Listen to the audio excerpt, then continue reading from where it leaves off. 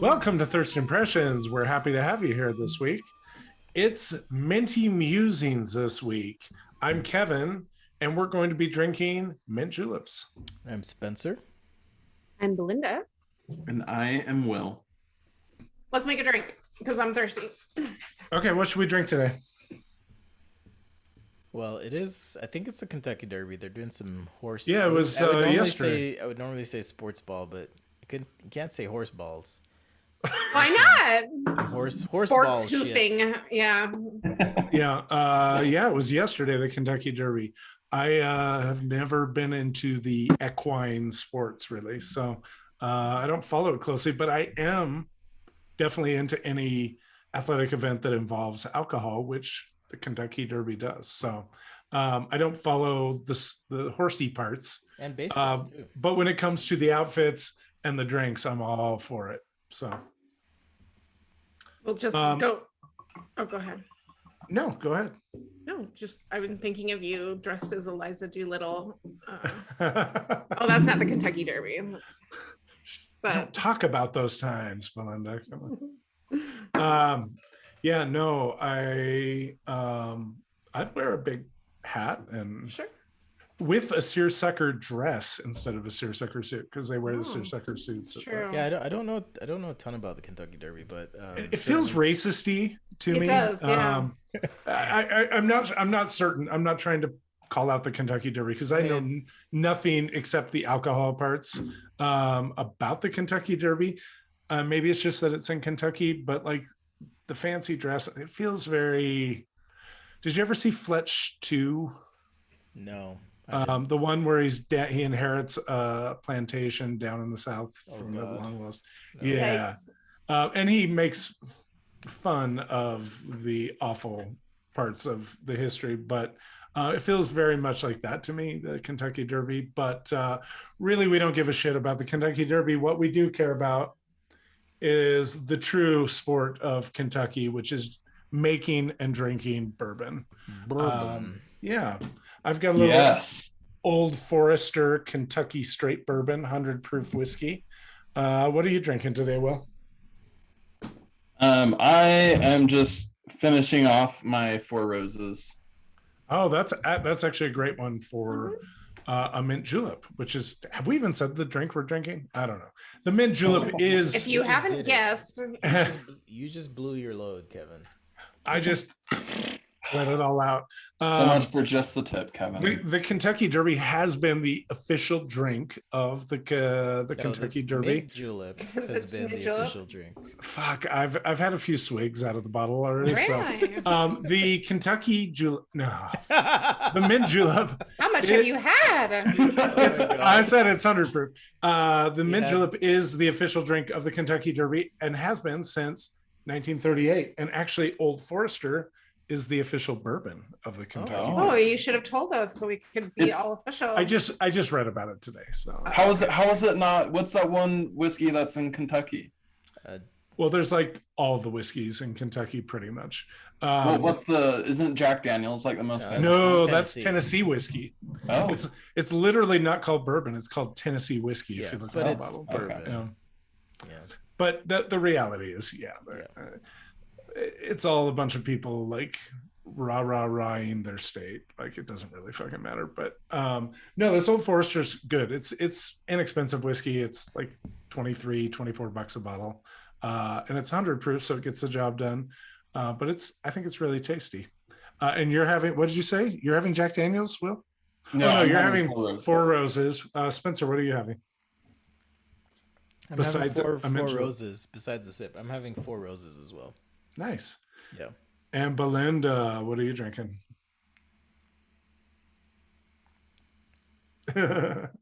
Belinda is finding her bourbon as we speak, maybe. Well, let me get into the making of a mint julep. It's one of the reasons I really like the drink is it's so simple that you maybe not always, but you can almost always have what's needed for the drink on hand, especially if you cook it all or you have a garden. Having mint on hand is not hard. All it calls for is bourbon, simple syrup, and mint. and a little crushed ice. And then you have a mint julep. So I have already, and you can actually make this if you have a highball glass or something like that. You can just make this right in the highball glass if you want. It's like I said, really super simple to make. I go ahead and make mine in a mixing glass because I like to pour it over the crushed ice. Yep. Or at least part of the crushed ice in the drink. So I went ahead and pre-measured a double of two. I actually did 2.5. So 5 ounces of 100 proof bourbon and an ounce of simple syrup. So in real world drinks, 2 ounces of bourbon, a half ounce of simple syrup. And then I would say before you do any of those things, just put about 4 or 5 mint leaves in a glass. You can either spank them with your hand, or you can use a muddler or even a spoon and just give them a quick tap. What that does is that releases the oils, the essential oils from the mint, which is where you're going to get all that beautiful fragrance and flavor. And then just let them steep for a moment in the whiskey and simple syrup. And then I will add a little bit of ice and give it a quick stir just to let all the flavors meld together. Quicker stir than I normally would too. And then the nice thing is if you have a chilled cup, you put a little bit of, what did I do with my, there it is. Put a little bit of crushed ice in. And we had some technical difficulties today, so my crushed ice is a little bit solid right now. Take a little bit of crushed ice and put it in your glass. A little bit? Yeah. I like to fill the glass to the top, and sometimes I round the top of the glass. Okay. So what I often do is I'll do it about 1/2 to 3/4 of the way, and then I will strain in and kind of see where I sit. And then grab a little more crushed ice.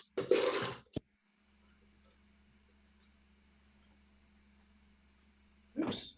And there you have it, a beautiful mint julep. A little garnish here. My garnish is a little sad. There we go. And then you have a beautiful mint julep. Cheers. Wow. That is beautiful. Cheers. It is chilling. Well, not chilling, but it's cool and refreshing. Cool and refreshing, and even for a bourbon drink. Exactly. You wouldn't expect that from a bourbon. Yeah, the sweetness of bourbon has a little sweetness compared to some other whiskeys. But when you add that simple syrup to it and then the mint, it just really brings out kind of a clean freshness that you don't really expect from bourbon. So I love it. I will tell a funny story. I wish Belinda was back here, but maybe she'll join us as I'm telling it. My first attempt making a mint julep, I was very new to drinking, relatively new, I should say, and very new to cocktails, making cocktails myself. And I got a book. I had been in Portland and got a cool recipe book for cocktails. And I was just literally going through like page by page and make not all in one night, like over time. But I would make sometimes 2 or 3 a night, different cocktails. And they're nice and fancy versions of cocktails. But I came to the mint julep recipe and Belinda happened to be over and I was like, oh, let's make a mint julep. That sounds really cool. So we made it. And at the time I was using a jigger like this. A what? And a jigger. And every time. And when you buy a jigger, make sure you know what size it is. Sorry. When you buy a measuring device for that is unmarked, such as this metal measuring device I have in my hand, make sure you know the sizes, because I thought it was 1.5 ounces and and it happened to be like 2 ounces. So you're mixing these drinks. So I was like, yeah, I was like, oh, cool. Let's have a 2-ounce drink. So I poured 4 ounces in each of our drinks, and we had it. And we were like, that was so good. Let's make another one. So we put another one, and we get partway through that one, and we're just like, I'm like, I'm kind of fucked up. Like, what's the deal? Yeah. Anyway, so that was my first experience with the mint julep, and it's why I've gone back to it over and over again. It fucks you up, and it's refreshing. And yeah, I mean, with cocktails, delicious. you can do proportion or specific measurement, right? Yeah. How you make them. So yeah, if you want something heavier, you can. Sometimes I'll like even when I'm making like a Negroni or a last word, I'll just use a shot glass, right? Whatever that is, and I'm like, okay, I'll just use these. How much is a shot glass? It depends on the shot glass too. It could be an ounce and a half or two, right? Depends. Yeah. So, or even 3 or 4. Those. Yeah, I've seen big ones. Yeah, those big shot glasses. So I just use that to measure it out, just quick and easy. I have, and I definitely have seen online, but I even have some cocktail recipe books where they don't actually use, because like in Europe, they'll use milliliters and stuff like that instead of ounces. Yeah. So they just do parts. They'll say like 2 parts this, 1 part that, half part that, Yeah, I do have a jigger that is, I think it's in milliliters. What? It's in milliliters or something like that. Oh yeah. It's definitely not an ounce, right? So I just use it if I know I want like a little heavier drink. I'll use that one. Yeah. So man, so you're making mint juleps. You're just getting into cocktails, and you guys just got fucked up. Yeah, I mean, that was the first time that happened, but usually it was not just from 1 to 1.5 drinks. I think I actually lost that cocktail book in a move at some point. I think maybe Belinda has it. I'm not sure, but I wish I had it because it's still my all-time favorite cocktail recipe. Is that book. The one that's from the bar in New York? No, that one's different. This is just by some guys, I think from the Pacific Northwest, where I actually bought it. And it has beautiful photography and all this, but some really, really, really great cocktails in it. In fact, there's one that we should do one of these times that just blew my mind the first time I had it. But I really got into making cocktails, and then we shortly thereafter made an Instagram that I drunkenly named Holy Spirits, because I was deep in my disaffection and the angst that came from it, from religion and Mormonism. I still love that name. Yeah, it's a great name. It's a great name. Yeah. And I remember mentioning it to my dad. Oh dear. And he was like, "Don't you think that's a little blasphemous?" It definitely is if you believe in fancy spirits that look like doves. I think it just sounds awesome. Yeah. So was a julep one of your first, I guess, post-Mormon cocktails then? No, my first, I'd had a few drinks here and there, but they were mostly just like straight vodka or straight whiskey or wine or beer or cider. Mostly because in my situation at the time that I started drinking, I was living in a household where the other person didn't drink and was pretty uncomfortable with the drinking. And so we had to make trade-offs to coexist happily together. So I only drank late in the evening after the kids were in bed, and I had to hide the liquor and things like that, which was fine. We worked through it and we worked it out. But I didn't really have the time or energy or know how to mix a cocktail. I knew what cocktails were, obviously. I'm not like someone living in the dark, but I didn't even have a concept of how to make a cocktail. But my first cocktail ever was actually, I'd gone back to Oregon, where I grew up, Portland area, for a funeral for my grandma, which was sad. But it was wonderful because at that point in time, my sister, who I'm very close to, didn't even know that I had started drinking. I think she had some concept that I had kind of just left religion fairly recently, because I told her. But not a lot of people at that point knew that I drank, besides my wife at the time and a few other people, because I just drank at home, like watching late night TV or something like that. But my sister came into town for the funeral, and I picked her up, and from the airport, and I had just been to dinner with my cousin, who I hadn't seen in literally like 20 years. And we went and had dinner and had a beer. And he was like, "This is so fucking weird. Like, I'm like the oldest cousin. I'm the goody two shoes. I was the, all the things." And we went to pick up my sister, and she gets in the car and she's like, have you guys been drinking? And we just start laughing. And she's like, "Oh my God," she couldn't, like, she was beside herself. She was so excited because she'd been the only one, there's me, my brother, and my sister, and she was the only one who had been out of the church and drank and things like that. So within the next day or two while we were there, one of my cousins was like, "Oh my God, we got to take you to this bar." So one of my cousins was a bartender at the time, so she took us to this bar, not the one she worked at, but and they had the best time buying me cocktails. Like, "Oh, now let's make him try this. Now let's make him try that." But I still remember the very first one I had, like, blew my mind. And all it was a margarita. It was a very, very good margarita. But I was like, what is this magic? Because like beer and cider are delicious and I love them so much, but I think we've talked about it before. I can't burp. It's a thing. Look it up, blah, blah, blah. So I can't drink very much of it without getting kind of sick to my stomach. So I would drink like vodka or whiskey straight, which, while effective, isn't always, especially if you're not used to drinking, it isn't the most delicious thing in the world. Here, have So some gasoline. when I tried this, I think it was probably my first time having tequila too. Like just a margarita from a really good bar, like just well made.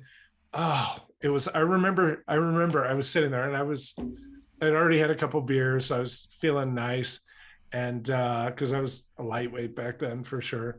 And I remember not screaming, but saying very loudly, "Oh, my green goddess, I love you." And my cousins just died. So then at that point they were like, "Oh, make him try an old fashioned. Oh, make him try this, make him try that." Were you pretty hammered at the end of the night? And then you were passed out. So my sister can tell this story even better than I can, but we had to go home because we were staying with my mom and her dad, my grandpa, whose wife had just passed on, both of which very Mormon, my mom and my grandpa. He's since passed on.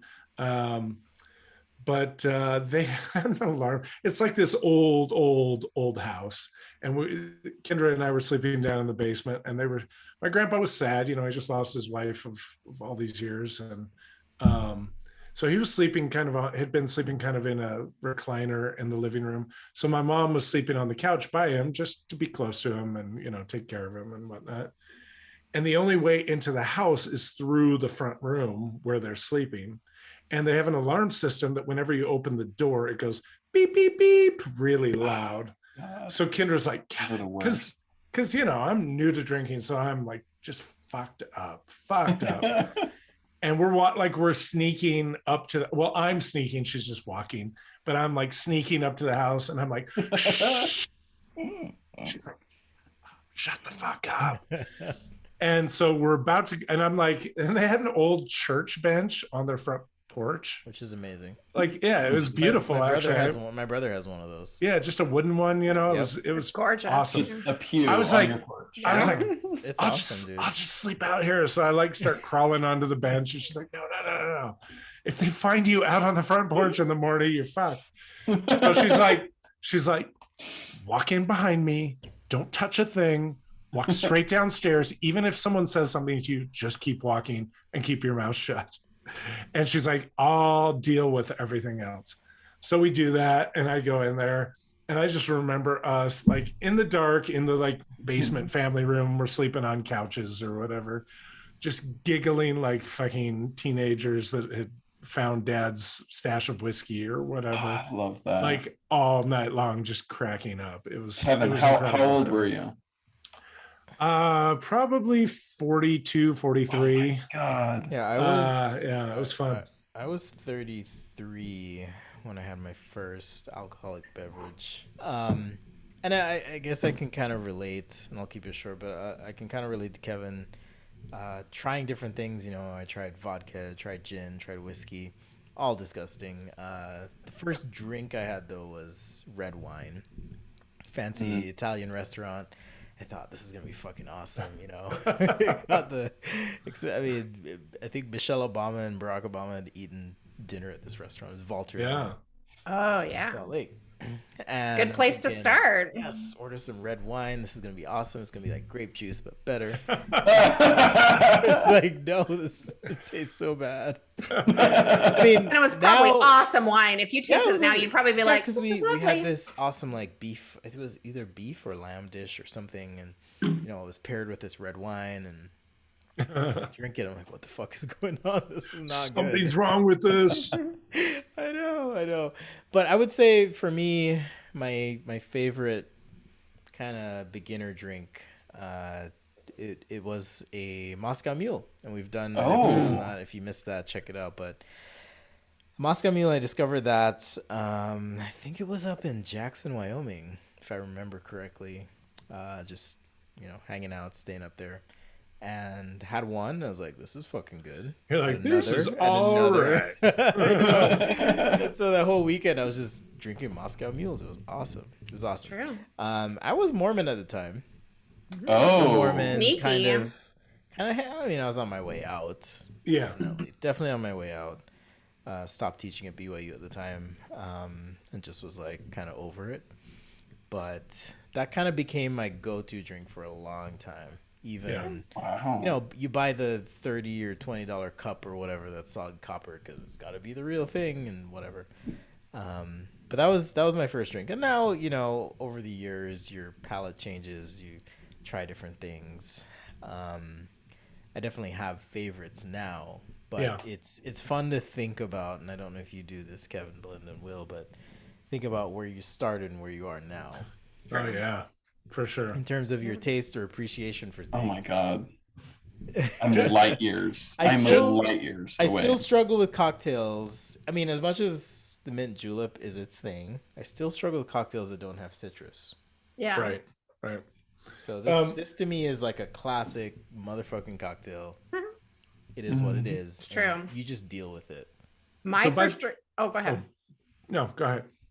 Oh, no, I was just gonna say my first drink was also red wine. But it was, I remember we had just finished, I was in school and we had just finished finals, like the finals for our geology course. And all the kids were like, let's go get a drink. And it was all these young kids. I was 35. Oh my God. And I had never had a drink before. And we went to Sugar House Pub, which is actually a cute little place. I've only been there the one time. Never been there. And I didn't know what to order. And so I whispered to my cute friend, Greta, that I'd never had a drink. I didn't know what to order. And so she ordered me a glass of Pinot Noir, right? Okay. Which is fine, and was like, I sipped on it. I'm going to push pause on your story. Okay. I know, shitty thing to do. But for those listening, if you're introducing someone to alcohol, give them some Moscato. Yeah. True. Or ease them into it. Or a very sweet Chardonnay. Or a tiki drink. Or don't give them red wine. Like, what the fuck? It's true. But I mean, I wasn't expecting it to taste like grape juice, to be honest. Okay. Like I knew it wasn't going to be, like Welch's. I've had wine that tastes like Welch's. It's not fantastic.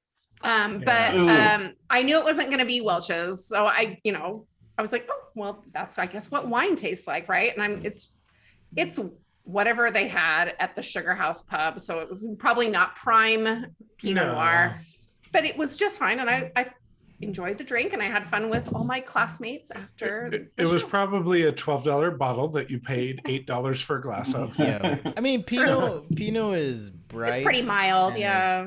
Light, but it's not sweet.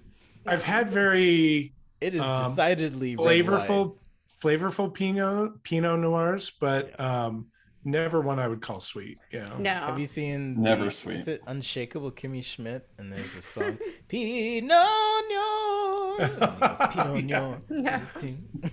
That is a I cute love show, that though. show. It's so fun. It's so fucking good. My first hard liquor though was straight tequila, so Tequila that was shots pretty or rough. what? That Yeah, sounds like out of a night. bottle, like yeah. Ooh. So yeah, and you know, it works, right? It does what you're expecting it to do. Does the job. So I think part of like, I don't know, correct me if I'm wrong, or maybe your experience is different, but part of like drinking for me was I wanted to project confidence, and so I thought, man, people like gin. This must be good. So I buy this like Tanqueray, what do you call it? A fifth of Tanqueray. I'm like, I'm just gonna sip on this like a motherfucker. So I like start sipping this. I'm like, what the fuck is going on? Somebody's hosing down your insides with spruce or something, right? Like you don't know. You just think, okay, these people look cool drinking this shit, so I'm gonna be cool and I'm gonna just do it. Yeah. No. Well, I made my mint julep with 4 ounces of bourbon. There you because go. this reminds me of an experience Kevin and I had many years ago. We already talked about it. Oh, what? You were missing. Yeah. You were gone for Yeah, we talked about jiggers. I mean, measuring devices. Didn't even wait for me. And All how- right. Well, we did for a bit, but certain measuring devices, unless you know what you're getting into, you It can. was an amazing story, though. You can fuck shit yeah. up. It was, So I noticed that while we were telling our experiences, Will was like, "Oh, 36, oh, 33, oh."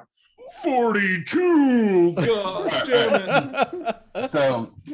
So my first experience with alcohol was shortly before my 17th birthday. I thought you were going to say 7th. I know, right? I was like, no. So if you've listened to me tell some personal stories in past episodes, you'll know that I was a little bit of a rebellious child growing up. What? And I know. I'm not so much now. I do rebellious things, but it's always within the confines of like social like norms and like legality most of the time. So Utah rebellious, right? Yeah. Just a normal person outside of Utah, probably. But no, I remember I was hanging out with this person, and I needed to go home. And so I went home, and they texted me like a half hour later and was like, hey, do you want to like come back over, with like a winky face? So that means you got to go. You got to go over. That's when the good stuff's going down. That's when the good stuff's going on. So, but the thing is, I couldn't leave my house because my parents had recently put a tracker into my car. And so I couldn't leave, otherwise they would know. So sorry, Dad, if you ever listen to this, but I found this little loophole. It turns out when your parents put a tracker in your car, they don't put it in their car. Nice. So I took my dad's car and went over to this friend's house, and they were like, oh, you want to play some beer pong? And I was like, I'd never drank beer before, but I confidently was like, oh, fuck yeah, I love drinking. And I get like a good old, like, just like Corona Light, tasted like absolute shit. I had zero expectations for it, and it lived up to every single one of my expectations. It just did not taste good. It was whatever. I feel I remember my first beer too. Yeah. Like if Satan had the wildest night ever and pissed in a cup and let it sit for 30 days and then become effervescent and then consumed it. That is what beer is. If Satan did it, it's definitely effervescent. It's fucking delicious. I love beer. I love beer too. The first time I drank beer, that's what I thought. It's like, oh, this is Satan's piss. Oh, it's so bad. Okay, but so that was my first time drinking beer, and then after that, it was just like I would get like the really shitty like Popov vodka, like the plastic bottles, you know. Yeah. And that's the one with the like red eagle logo. Yeah, that's exactly those ones. Nice. You know exactly what I'm talking about. So I basically lived off of Popov for the rest of high school until maybe I was like 19. Like That's like all I drink. That's all I could get. Say that like you had it like water every day or something. I basically lived off it. I did. I would like bring it in water bottles to school. It was a whole thing. Wow. Anyways. My first beer was an act. This is good to hear as a parent because I want to know what shit my kid's gonna try and do. Dad, I need a new water bottle. Smell their drinks. What? Can you make it opaque? I need a stainless steel water bottle. I need a stainless steel one. If you're tracking their car, make sure you're tracking your car too. It's another piece of advice. You might say guard your car. Exactly. Ooh. Exactly. And then so I basically like lived off of Popov, or I don't know how to say it, but then I discovered the greatest drink of all time, and it still is my favorite drink to this day. Okay. And it's just wine. It's just wine. I thought you were gonna say gin and tonic. Wait. I'm getting there, Spencer. Oh, okay. So, just wine. So I was living off of shitty vodka for years and years and years. And then I finally got somebody to get me some wine, and my expectations. Oh, because you're still not legal. Oh yeah, I still wasn't legal at this time. Oh, nice. And my expectations were really low because I knew how shitty vodka tastes. So I figured it probably just tasted like vodka with like fruit flavoring to it. Like that's how low my expectations were. So when I drank it, I was like, "Oh my god, this is delicious! This is amazing!" And for the next like 2 or 3 years, I drank mostly just wine. Like literally, I would just drink. I would drink water and other things. For alcoholic drinks, I would drink just wine. I just drank wine for years. You're like a snobby little teenager. You go to the gym and work out, and it's like, what's in your bottle? Wine. It's just wine, baby. Like squeezing it up here, shooting out. Yeah. My little brother was over at my parents' house today, and he was telling us how like all the teens in Idaho, where he's an EMT, drink some new form of purple drink that is Robitussin, Sprite, and Jolly Ranchers. Wow. But a lot of the kids are actually accidentally buying the Robitussin that has Tylenol in it, which is super fucking toxic. So they would end up drinking so much acetaminophen that it like your liver's rots fucked. their liver just disintegrates, and they end up like in the hospital. Don't OD on Tylenol, kids. Brought to you by Thirst Impressions. But then, go ahead, Kevin. Oh, there's more. Yeah. Okay. Let's hear your story. But then I'm just telling you guys like my early progression with this stuff. But then I was able to get some gin, and that's when I discovered gin and tonic, because gin just didn't taste that good by itself, but it was still better than vodka. Yes. So it was like a step up. And then I was like, oh, what are these cocktails? How can I make one of these? And I was like, oh, gin and tonic? You just mix it with tonic water? That's all? So then I was just drinking wine and gin and tonics, like whenever I would drink. So gin and tonic is my favorite cocktail.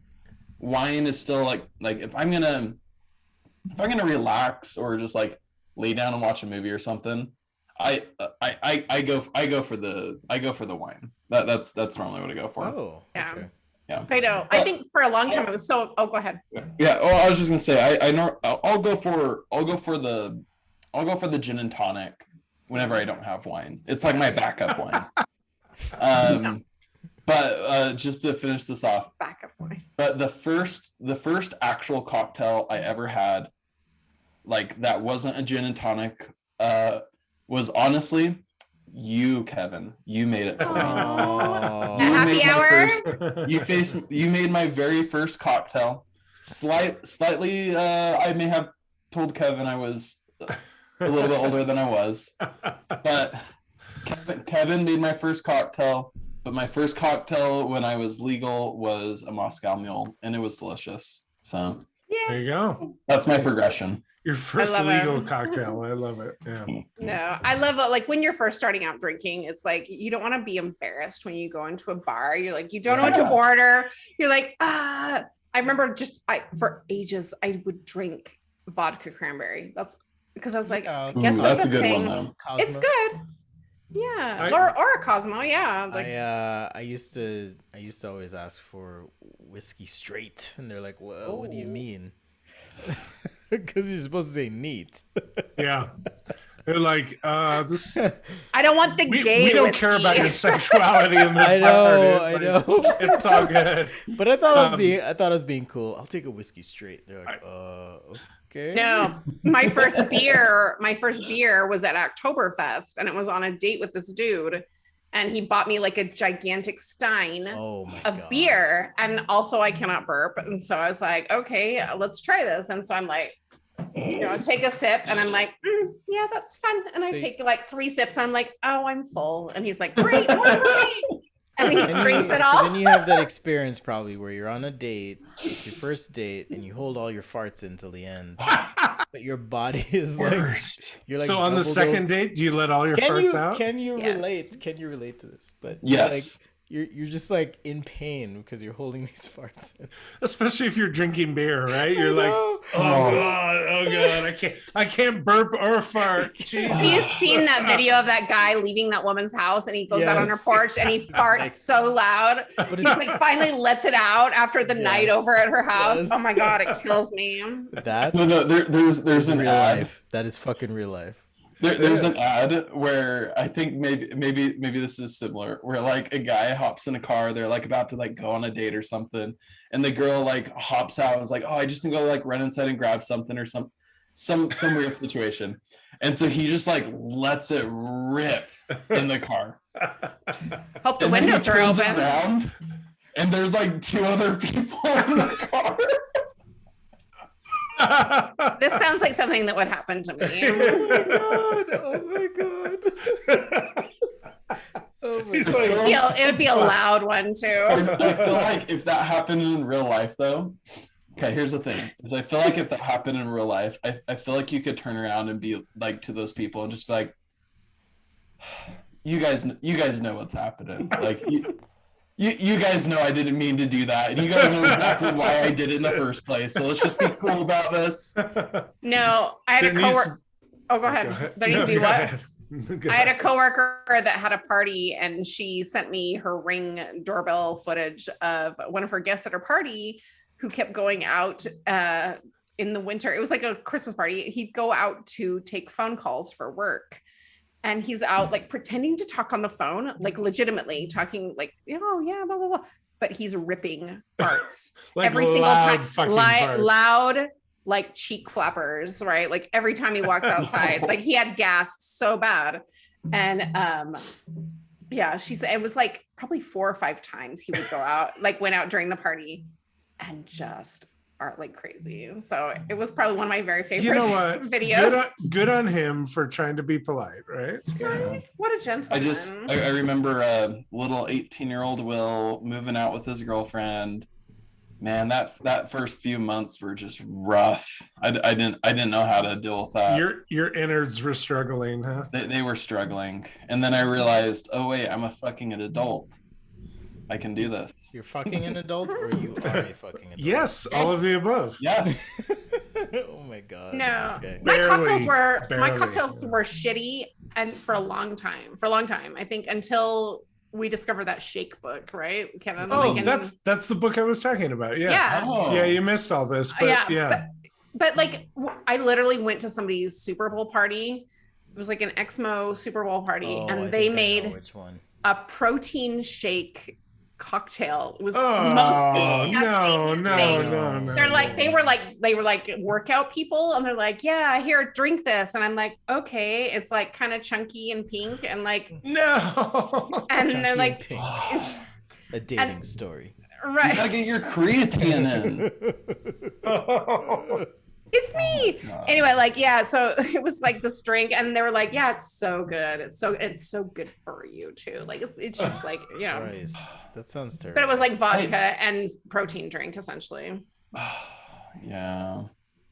Well, I'm really glad that one of the reasons why I personally really wanted to do this podcast was I want to learn how to make drinks, because like literally before this, all I would make was just a gin and tonic or wine. And like sometimes I would try my hand at something, But I think the very first drink that like I actually really, really loved to make was our very first episode's one, was the margarita. The Tommy's margarita. Yeah.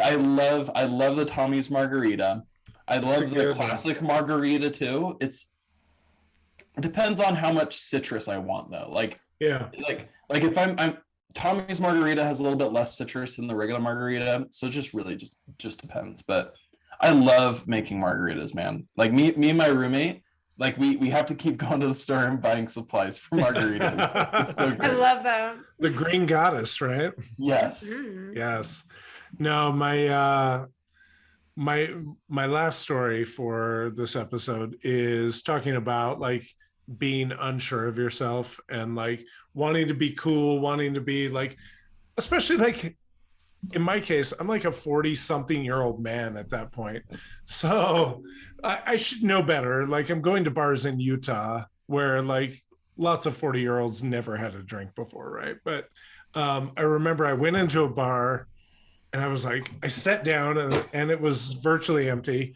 And the bartender's what would you like? And I panicked because I was like, fuck, I don't know.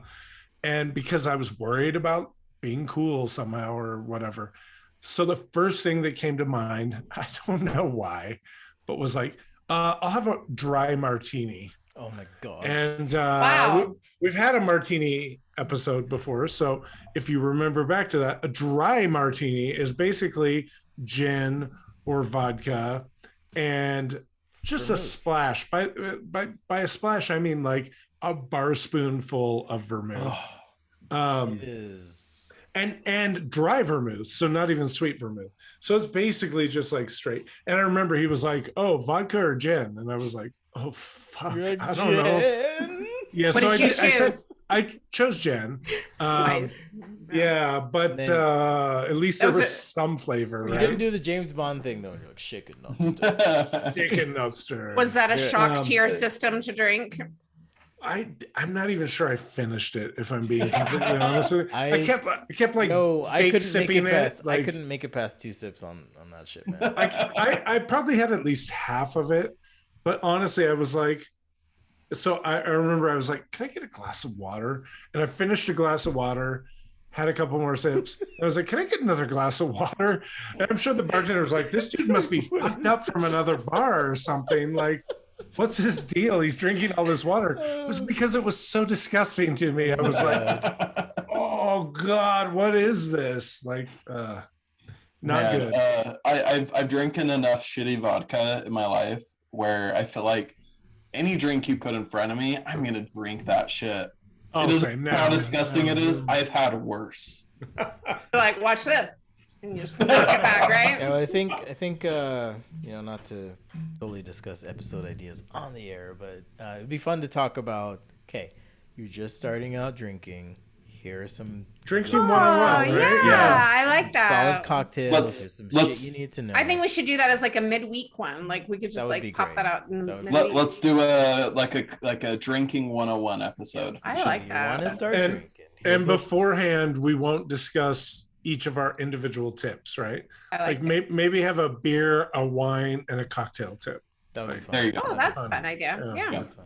Well, if you guys who are listening, you guys should share us your stories about your introductory experiences with alcohol and making cocktails, and because we would love to hear that. Absolutely. For sure. I do remember one of our fans who I guess should remain nameless. I don't know. Sure. TD. We'll just call him TD. I remember him coming out to me. Not BDD? What's that? Not BDD? Not BDD. No, okay. Big Dick Darren. Well, we've had different discussions, but this is a different person. But I remember him saying like, hey, can we talk? And maybe like, sure, that's weird, but okay. We talk normally, but you don't ask me, can we talk? You know? And he's a very talkative, friendly person. You know who I'm talking about. Right? Yeah, I know. One of my favorite people to work with. But I remember this was down on the second floor, Will, back in the day. But he was like, hey, so we like wandered around and we're chatting. And he's like, so I'm starting to drink now. and I want some advice and blah, blah, blah. And I just remember how great it was. I remember feeling like, oh God, I wish I would have had someone who I could have talked to and been like, alcohol Sherpa. Try this, right? An alcohol Sherpa, exactly. Someone who could do the heavy lifting, someone who had the experience, right? Yep. But let's do it. Let's definitely. I'm with you, Kevin. Just last thought for me is I would like to do that, but also with coffee. Oh, I like that idea. Yeah. I feel like I remember my first, I won't get into it, but I just remember like buying my first coffee and it's just like, I don't know what the fuck to buy. Like, it's true. Give me that black stuff right there. Like, I want to taste it. Like, we'll split into 2 episodes. We'll be like, do it the same time, but like. You were like, give me that black stuff, and then they reached for the jigger. Well, thanks everyone for listening. Awesome and fun. On all the social medias, you can find us. Just search Thirst Impressions or Thirst Pod on Twitter. Yeah, Thirst Pod on Twitter, Thirst Impressions on Facebook, Instagram. Thirstimpressions.show. That is our real website. Check it out. We post recipes and show notes and all that good shit. But we do want to hear from you, like Will said. So if you have ideas, thoughts, comments, feelings, gripes, whatever, send them our way. I will also say, let your friends know about us. If you have people in your life that you think would enjoy, like your parents.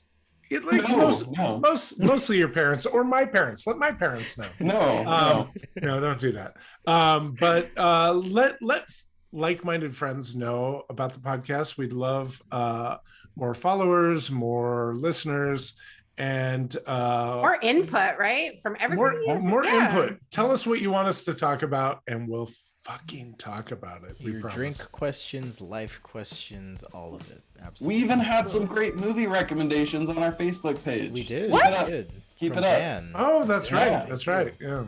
Thank you, Dan. Shout outs. Yeah. Shout out to all the homies and homettes. I don't know if that's do they have to be separate? Are homettes like Muppets that are like extremely introverted and just stay at home? I'm one of those people. Is that Janice? Me. Janice the Muppet? I feel like she's a homette. Yeah. But no, mostly I'm talking about Mel. And do we have any other homettes? What's your friend that I met, Spencer? I don't know. Oh, your Stan friend, Amanda? Oh, Amanda, yeah. Hey, what's up, Amanda? Okay, there you go. Yeah. We love you guys. Shout out. We love you. Yeah. What's up? Take care, everyone. And we will see you guys next week. We love you guys.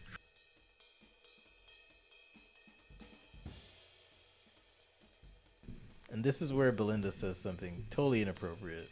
Oh, I'm out of inappropriate things to say, I think. I almost cut my dick off. Jesus. Jesus made your dick and balls that way for a reason. God doesn't make mistakes. But then you look like a mole rat.